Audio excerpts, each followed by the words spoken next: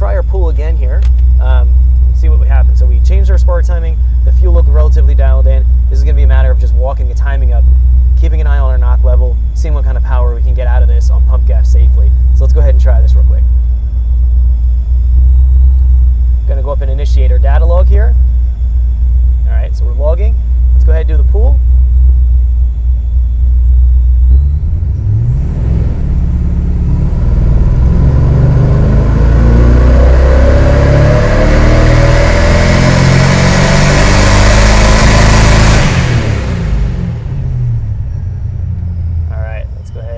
Stop that log.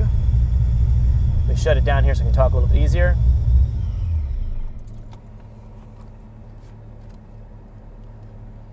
All right, let's go save it here, dyno pool 4. Now, I took it all to 6,400 right there. Looks like it went out to 62, 63, maybe 64. Let's take a look at the data log here. And actually, before we look at the data, let's look at our graph. So we now see 371 torque and 340 horsepower. We can see the blue line here. Pretty large difference. Now, looking here, kind of looking at the changes we've made. The bright green line, that was the very initial pull. We added a couple degrees of timing, it jumped, pretty large jump in torque, and looking at this. And then the next line here, the light blue, that's the subsequent change by adding a couple more degrees of timing.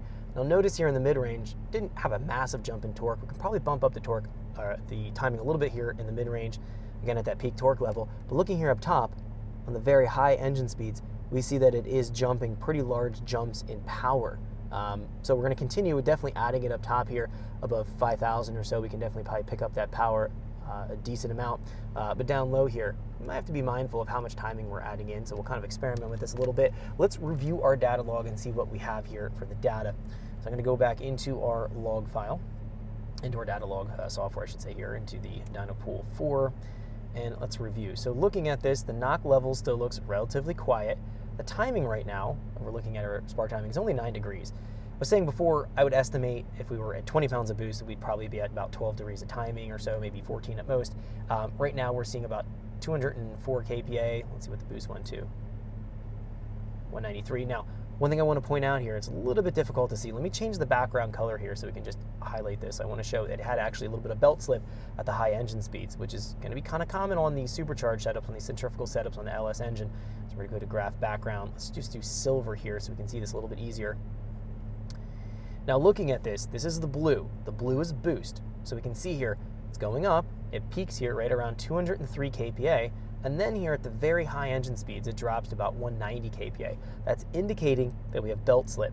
So this has an auto tensioner assembly. I really can't do a whole lot with that to fix it, but it is something to be mindful of. So it's getting a little bit belt slip.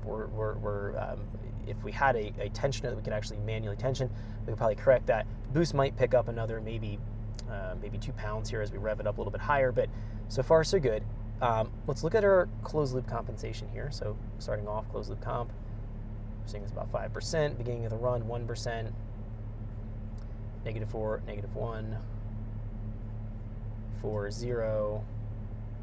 Yeah, very, very close. The compensations and learns look good. Let me just check the transfer table on the learn table here. We see we're not populating that data here. Let's just connect it real quick. Just send this to the ECU and get live. We're not finding any data is being collected in the learn table, most likely as a result of just doing this very short pulls. So we see that everything else looks pretty good right here. Now, if you were making pulls on the road, for example, and you had enough time for the learn table to really start to populate data out, you'd be able to transfer that data. As I was going and making the changes, I just want to be very clear here, as I was going in and making my changes in the VE table, following along with what my actual data log showed here, just kind of going point by point and allowing it to overlay using the data log active overlay feature and figuring out exactly where that point was going to be here. So if we're looking in here, let's get back in. Looking at this, if we're going across here and we're figuring out our exact point, we actually have to go to the offline mode. Let's try this again here. Thanks for checking out our teaser clip. If you want to see the rest of this video and more than 500 hours of current EFI training we have to offer, make sure you click right here. If you want to go and check out more teaser clips from this training course, click here, and you don't want to miss any of the videos we're going to be releasing on this channel, so make sure you subscribe and click here. Thanks for watching, and I'll see you guys later.